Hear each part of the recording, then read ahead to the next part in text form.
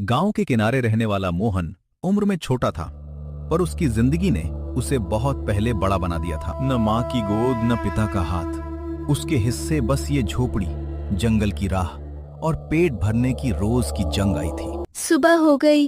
चल मोहन, आज देर की तो बाजार में अच्छी जगह भी नहीं मिलेगी। काश आज लकड़ियाँ थोड़ी ज्यादा मिल जाएं, 2 रोटियों का आटा आ जाएगा। वो खुद से बातें करता था, क्योंकि जवाब देने वाला वहां कोई नहीं था। खामोशी ही उसकी सबसे पुरानी साथी बन चुकी थी। आज हवा कम है, जंगल में सूखी डालियाँ मिल जाएंगी। मोहन को मौसम पढ़ना आता था। भूख ने उसे किताबों से नहीं, जरूरतों से समझदार बनाया था।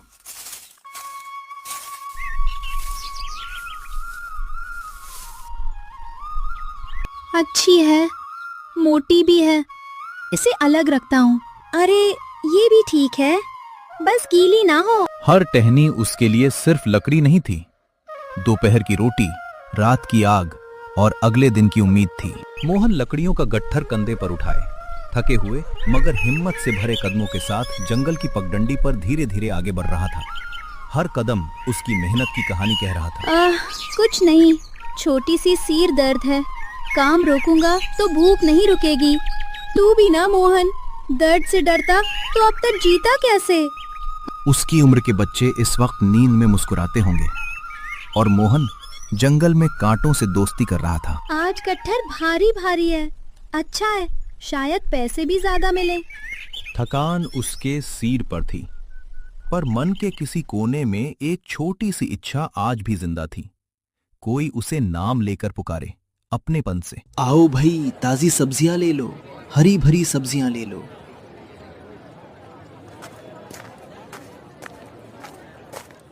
लकड़ियाँ ले लो, सूखी लकड़ियाँ चूल्हे के लिए अच्छी हैं। अभी नहीं रे, आगे देखूंगी। कितने की हैं? पूरी कट्ठर 4 आने में दे दूंगा। 4 आने बहुत है, 2 आने दूंगा, लेना हो तो ले। 2 आने में मुझे आटा भी लेना है मालिक, 3 दे दीजिए। लकड़ी सच में सूखी है। नहीं चाहिए, और भी बैठे हैं बेचने वाले। भीड़ के बीच बैठा मोहन अक्सर सबसे ज्यादा अकेला महसूस करता था। लोग उसके पास से गुजरते थे जैसे वो भी किसी सामान की तरह पड़ा हो। मैं इतना भी बुरा नहीं हूँ, फिर कोई रुकता क्यों नहीं? अम्मा, ये भैया अकेला क्यों बैठा है? चल, देर हो रही है, हर बात नहीं पूछते। अकेला क्योंकि शायद यही मेरा हिस्सा है। उसने शिकायत करना बहुत पहले छोड़ दिया था, लेकिन मन में एक खाली जगह थी जो हर दिन थोड़ी और बड़ी हो जाती थी। बेटा, लकड़ियां सच में सूखी है ना? चूल्हा जल्दी पकड़ना चाहिए। हाँ दादी, बिल्कुल सूखी हैं। सुबह सुबह जंगल से चुनकर लाया हूँ, देख लीजिए। मेहनत की है तूने। कितने की देगा? 4 आने कह रहा था, पर आप 3 दे दीजिए। नहीं, मेहनत की चीज का दाम कम नहीं करते। ये लो 4 आने। सच? आपने बिना मोल भाव के? भूख का मोल भाव नहीं होता बेटा। दादी धन्यवाद। कुछ खा लेना, बहुत सूख गया है चेहरा तेरा। बस 2 नर्म शब्द ही काफी थे। मोहन के भीतर जैसे कोई जमी बर्फ थोड़ी सी पिघल गई। क्या चाहिए? 2 आने का आटा, और अगर हो सके तो थोड़ा सा नमक भी। लो, जितना बनता है उतना रख दिया। धन्यवाद। पैसे कम थे, जरूरतें ज्यादा। फिर भी उसने आज के लिए जीने लायक थोड़ा सामान जुटा लिया था। दादी ने नाम तो नहीं पूछा, पर बात ऐसे की जैसे मैं कोई हूँ। क्या कभी कोई सच में मेरा इंतजार भी करेगा? ये सवाल उसके साथ चलता रहा, पगडंडी पर, हवा में और उसके छोटे से सीने के भीतर। ये क्या? सूखी टहनियों और पत्तों के नीचे कुछ ऐसा छिपा था जो इस अनाथ बच्चे की साधारण सी दुनिया को हमेशा के लिए बदल सकता था। यह यहाँ कैसे आया? कुछ देर बाद पीछे झाड़ियों में किसी के कदमों की आवाज गूंज उठी। झाड़ियों में गूंजती आहट ने मोहन का दिल जैसे गले तक पहुंचा दिया, लेकिन उसकी उंगलियां फिर भी उस रहस्यमयी चीज को कसकर पकड़े रहीं। कौन है वहाँ? सामने आओ, छिपकर क्यों खड़े हो?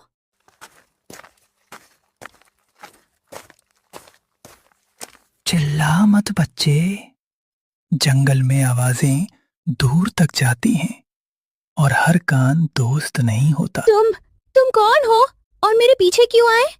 मैं तेरे पीछे नहीं आया, मैं उस चीज के पीछे आया हूं जो अब तेरे हाथ में है। ये मेरी है, मुझे मिली है, तुम इसे छीन नहीं सकते। मोहन की मुट्ठी और सख्त हट्टी हो गई। पहली बार उसके हाथ में कोई ऐसी चीज थी जो शायद उसके बीते हुए कल का दरवाजा खोल सकती थी। अगर सच में तेरी है तो तुझे पता होना चाहिए, उस लॉकेट के अंदर जो निशान बना है वो किसका है। मैंने ये निशान पहले कभी नहीं देखा। देखा नहीं होगा, पर ये निशान तेरे खून से जुड़ा है। मेरे खून से? तुम मेरे माँ बाप को जानते हो? इतना जानता हूं कि ये जंगल, ये लॉकेट और तेरे माता पिता, इन तीनों का रिश्ता साधारण नहीं था। और ये चिट्ठी, इसमें पुराने मंदिर का नाम लिखा है। क्या वही जगह है जहाँ मुझे जवाब मिलेंगे? तुझे चिट्ठी भी मिली? हाँ, अब बताओ कौन थे मेरे माता पिता? उन्होंने मुझे क्यों छोड़ा? मैं अनाथ क्यों हूँ? अनाथ शब्द मोहन के मुंह से निकला तो जैसे हवा भी एक पल को भारी हो गई। बूढ़े के चेहरे पर पछतावे की परत साफ दिखी। हर छोड़ा हुआ बच्चा भुलाया हुआ नहीं होता मोहन, कुछ बच्चों को छिपाया जाता है बचाने के लिए। मुझे बचाने के लिए? तेरे माता पिता ने तुझे छोड़ा नहीं था, उन्होंने तुझे दुनिया की नजर से दूर किया था। तो फिर वे आए क्यों नहीं? एक बार भी नहीं? क्योंकि शायद वे आ नहीं सके या उन्हें आने नहीं दिया गया। जंगल का शांत चेहरा अब बदल रहा था। बादल जमा हो रहे थे, जैसे आसमान भी किसी पुराने राज के खुलने से घबरा उठा हो। मैं कल सुबह उस पुराने मंदिर जाऊंगा, चाहे रास्ता कितना भी मुश्किल हो। कल नहीं, सुबह होते ही निकलना, और अकेले मत रुकना। रास्ता तुझे रोकने की कोशिश करेगा। रास्ता मुझे रोकेगा? ये कैसी बात कर रहे हो? कुछ रास्ते पत्थरों और पेड़ों के नहीं होते बच्चे, कुछ रास्ते डर, धोखे और पीछा करती नजरों के होते हैं। अगर तुम इतना जानते हो तो मेरे साथ क्यों नहीं चलते? क्योंकि मुझे देखते ही वे समझ जाएंगे कि तू सच के करीब पहुंच गया है। वे कौन? जिन्होंने तेरे माँ बाप से सब कुछ छीना। ये सुनते ही मोहन के भीतर का डर ठंडे लोहे की तरह बैठ गया, पर उसी के नीचे एक नई आग भी जल उठी, सच जानने की आग। मैं जाऊंगा, चाहे जो हो। इसे रख ले, इसमें वही चिन्ह काढ़ा है जो लॉकेट में है। मंदिर के पिछवाड़े टूटी दीवार के पास यह काम आएगा। तुम सच में कौन हो? एक ऐसा आदमी जिसने बहुत देर से बोलना शुरू किया है। उस रात मोहन की आंखों में नींद नहीं, सवाल थे। दिए की कांपती लौ कभी चिट्ठी पर पड़ती, कभी लॉकेट पर, और हर बार उसे लगता उसका अतीत उसी से कुछ कहना चाहता है। माँ, बाबा, अगर तुम्हें मुझे छोड़ा नहीं था तो फिर मेरे लिए इतना अंधेरा क्यों छोड़ा? पुराना शिव मंदिर, सूरज उगने से पहले पहुँचना। आधा सच वहाँ मिलेगा। आधा सच? बाकी आधा कहाँ है? रात लंबी थी, हर आहट पर उसे लगता कोई झोपड़ी के बाहर ठहरा है, कोई उसकी सांसें गिन रहा है। कौन है? बाबा केशव, क्या तुम हो? जवाब में सिर्फ हवा थी। जैसे ही सुबह ने धरती को छुआ, मोहन ने फैसला भी कदमों में बदल दिया। अब लौटना उसके लिए पहले जैसा आसान नहीं था। पुराना शिव मंदिर, मैं आ रहा हूँ। जंगल का रास्ता पहले ही कदम से परीक्षा लेने लगा। धुंध गहरी थी और हर मोड़ पर लगता था जैसे कोई उसे देख रहा हो। बाबा ने कहा था रास्ता रोकेगा। क्या सच में कोई मेरा पीछा कर रहा है?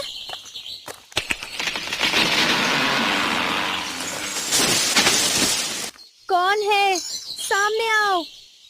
इस बार जवाब चुप्पी नहीं थी, जवाब था आसमान का फटना।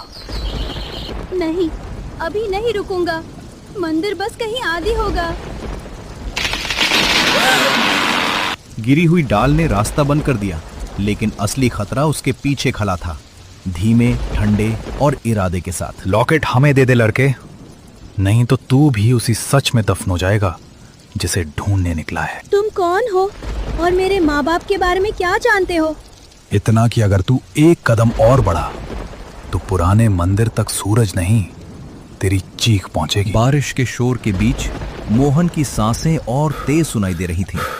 सामने अजनबी, पीछे बंद रास्ता और ऊपर पहाड़ी पर वही मंदिर जहां शायद उसके जीवन का सबसे बड़ा सच छिपा था। आखिरी बार कह रहा हूं लड़के, लॉकेट दे दे। तेरे हाथ में वो चीज है जिसके लिए लोग जान ले भी सकते हैं और दे भी सकते हैं। मुझे पहले ही बहुत कुछ छीन लिया गया है, अब नहीं। अगर इस लॉकेट में मेरे माँ बाप का सच है तो मैं इसे किसी को नहीं दूंगा। तो फिर तू सच के साथ नहीं, मौत के साथ जाएगा।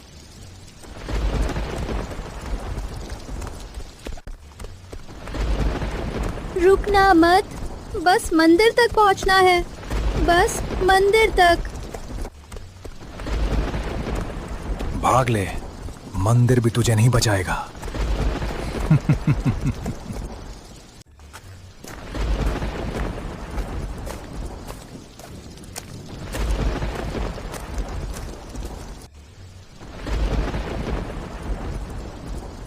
ये लॉकेट, बेटा जल्दी अंदर आओ। वो आदमी मेरे पीछे है, वो लॉकेट चाहता है। आप जानते हैं ना ये किसका है? बताइए मैं कौन हूँ?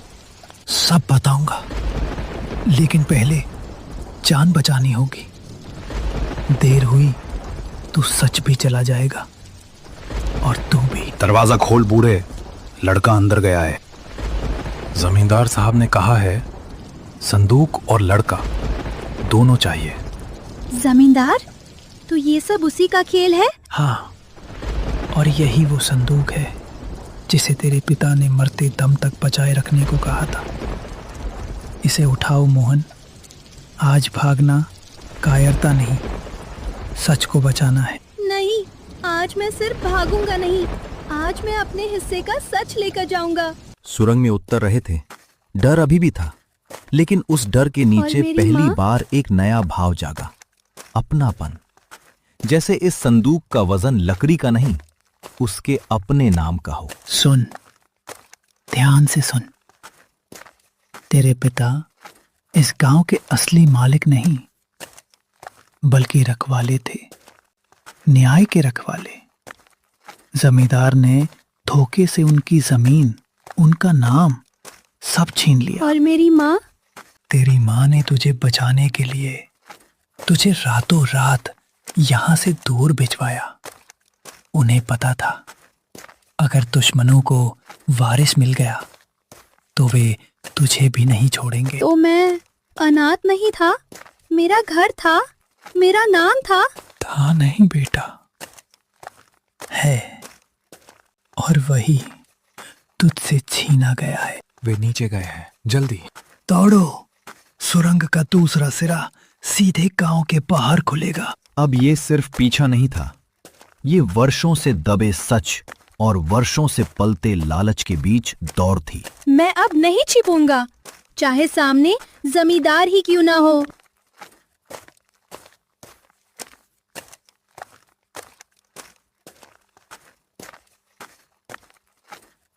यही समय है, लोगों के सामने सच खोले बिना जीत नहीं मिलेगी।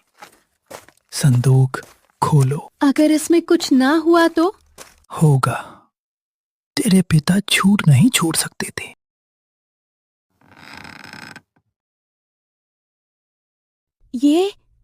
ये मैं हूँ?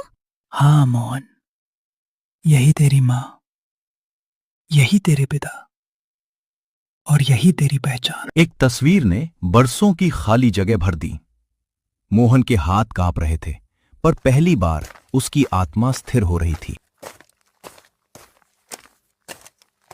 ये सब तमाशा बंद करो, वो लड़का चोर है, बुरा पुजारी पागल हो गया है। चोर मैं नहीं हूँ, चोर वो है जिसने एक बच्चे से उसका घर, उसका नाम और उसके माँ बाप की आखिरी निशानी छीन ली। क्या कह रहा है लड़का? सालों पहले मालिक की हत्या दुर्घटना नहीं थी, ये वसीयत, ये मोहर और ये बच्चा सबूत है कि असली वारिस मोहन है। झूठ, सब झूठ। आज नहीं, आज मैं फिर से अनाथ नहीं बनूंगा। ये मेरा धर है, मेरा सच है और मेरा हक है। पहले कागज पढ़े जाएंगे। लड़के की शक्ल सचमुच पुराने मालिक जैसी है। सुनो सब लोग, मेरे पुत्र मोहन के नाम मेरी जमीन, मेरा घर और गांव की देखभाल का अधिकार रहेगा। नहीं, ये नहीं हो सकता। भीड़ की फुसफुसाहट अब यकीन में बदल रही थी। वर्षों का डर टूट रहा था और एक लड़का जो खुद को अकेला समझता था, पहली बार अपने लोगों के बीच खड़ा था। माँ, बाबा, मैं लौट आया। देर से सही, पर अब कोई मुझे आपसे अलग नहीं करेगा। आज तूने सिर्फ अपना नाम नहीं पाया बेटा, तूने अपना घर वापस लिया है। जिस बच्चे ने खुद को अनाथ समझकर जीवन काटा, उसने उसी दिन जाना कि सच देर से आए तो भी अपना रास्ता बना लेता है। और जब कोई अपने हक के लिए खड़ा होता है, तभी उसे अपना घर, अपनी पहचान और अपना परिवार वापस मिलता है।